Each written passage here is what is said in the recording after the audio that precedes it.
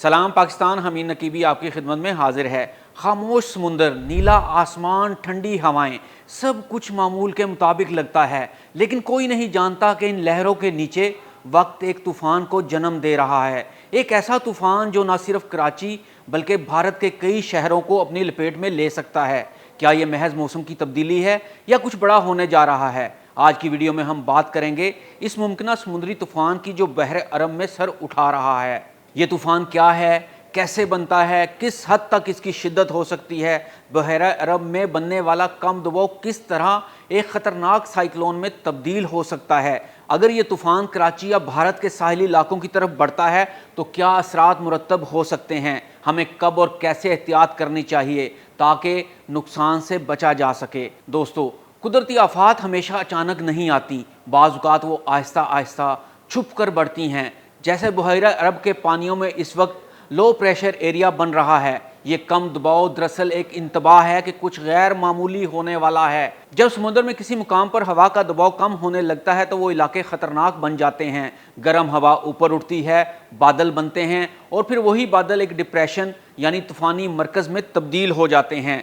महकमा मौसमियात के मुताबिक 23 मई से 25 मई के दरमियान ये कम दबाव डीप डिप्रेशन और मुमकिन तौर पर एक मुकम्मल साइक्लोन बन सकता है। अगर ये तूफ़ान बनता है तो इसे शक्ति का नाम दिया जाएगा।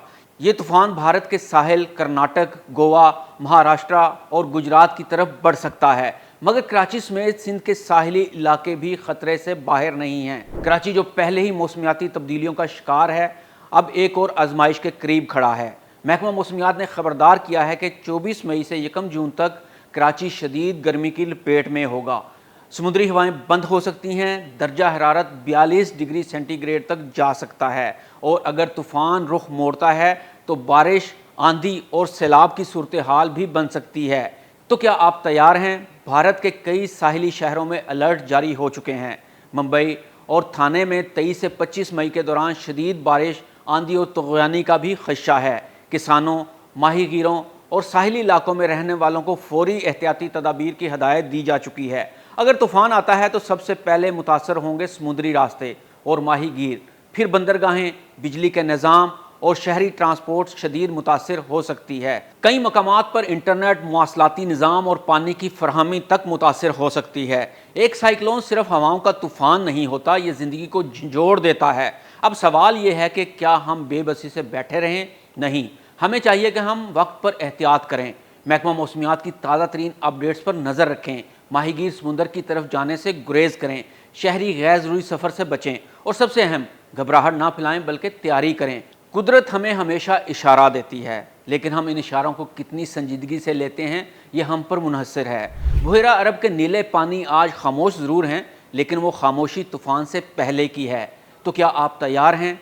वीडियो को लाइक करें, दोस्तों के साथ शेयर करें और कमेंट्स में बताएं क्या आपने कभी साइक्लोन का सामना किया है। और हाँ, सब्सक्राइब करना ना भूलें ताकि आपको हर अपडेट बर वक्त मिले। हमीद नकीबी को इजाज़त दीजिए। अल्लाह हाफिज़।